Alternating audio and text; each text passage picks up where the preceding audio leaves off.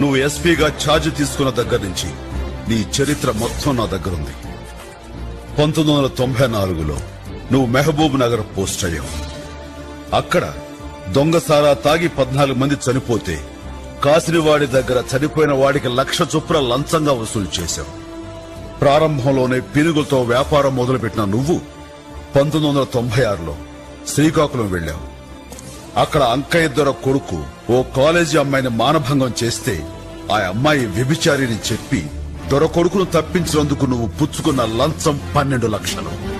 1996 నుంచి ఈ 7 సంవత్సరాలలో నీ అవినీతి సంపాదన 5 కోట్లు దాటింది. అంతెందుకు, నిన్ను కిడ్నాప్ చేయడానికి గంట ముందు కూడా నువ్వు 6 లక్షల లంచం పుచ్చుకున్నావు కదరా.